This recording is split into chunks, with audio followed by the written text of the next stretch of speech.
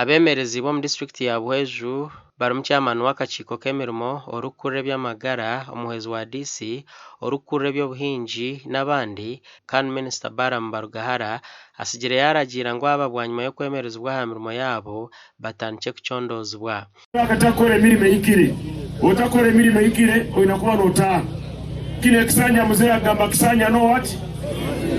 no sleep and no more no corruption tunuko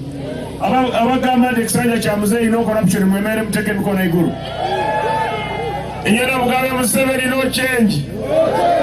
Abebembezi aba district egi basimira orutayo rwa minister bagumuze ngu bamanyira abatwire nibaremese ntunguka omucyanga cyabo konkambwe nintekateka nkato murumo gwa kawo no kureba enshonga ezi minister yamuhereza akagenda akavugana PS na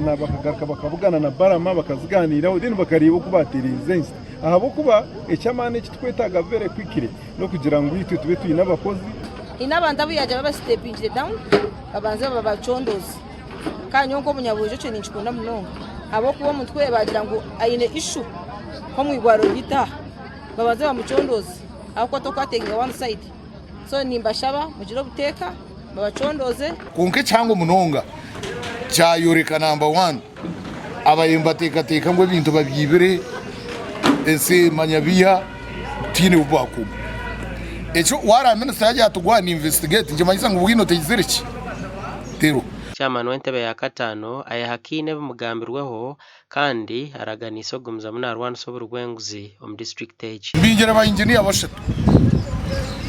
wachetegereza nabinga ba machine operator babiri abwo kwiba amashitanu kuna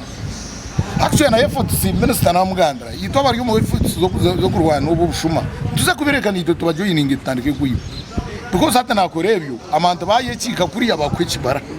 watandika kushishiza ina ryanjye twina kutunga kandi musara oba twina competing abo aerospace structure that one is never unsurveyable so go musomesa years before you contest you design Gasha kwa Juliet Charles Sim.